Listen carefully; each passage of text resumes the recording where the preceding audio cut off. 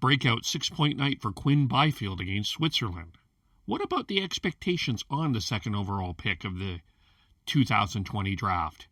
We discussed that on the Hockey Podcast. Let's start with Quinton-Byfield. Let's start right there. Was there, maybe I'm missing something here, but did we have a problem with Quinton-Byfield? Were people having questions with him? We were not. If we had any questions, it was about Bowen Byram, but we were not low on Quinton-Byfield. I think part of it was just that he kept getting overlooked.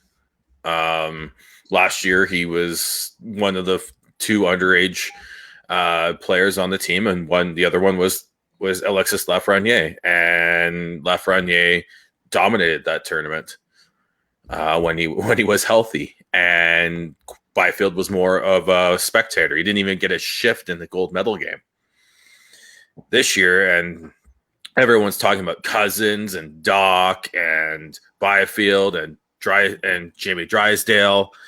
Drysdale was another underage defenseman, another underage player on that team, and he played a significant role last year. So I think it was he just kept getting lost in the shuffle, and then everyone started talking about Tim Stützle and how strong of a tournament he's had, and yeah, I think it's just more of that. He just got lost in the shuffle, and then tonight was like, hey, look at me, I'm still here, I'm still really good at hockey.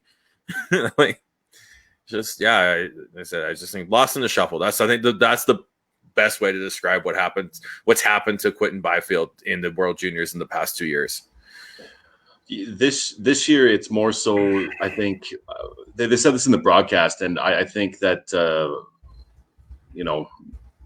talking about it again, it is a big thing. The fact that he put on a bunch of weight and trying to figure out how to play with that much more mass is it's hard. I mean, he's a big dude. He now is over 200 pounds.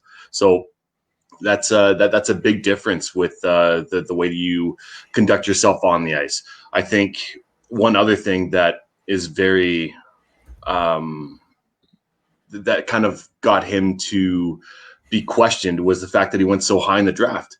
All these players that have been talked about for the draft, and like having the drafts later on, not at its original time, I think has really put the magnifying glass on every single player that they've talked about in the first round or second round of this past draft.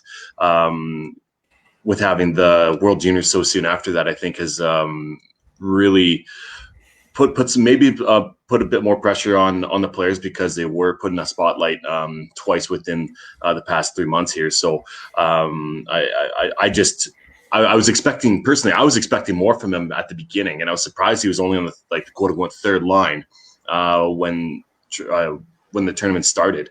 So I'm happy that he's broken out. I'm happy to see that he's feeling it more comfortable, and I just think this is just a jumping off point here in the tournament.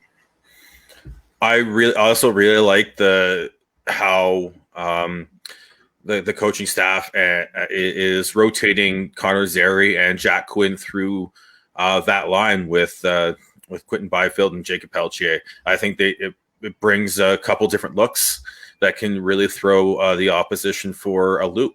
You've got Jack Quinn, who's especially in the offensive zone, can really bring some creativity and some really good offensive ability. And then Connor Zary is able to grind things out and be more of a defensive conscience for the line, and be then you can match that line up against any line in the tournament going forwards.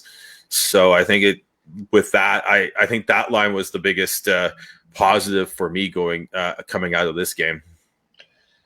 Well, and I also, I think with just because I'm reading Twitter, I mean, some people are saying like he's not raw, like we're not. Someone, I just saw a tweet that says we need to see this. I want to see this against higher level competition. I guess that's fair, but it's still 6 points. Here we are doing live recaps after every Canadian World Junior game on Facebook.com, The Hockey Podcast, YouTube.com, The Hockey Podcast. You can also subscribe wherever you get your podcasts.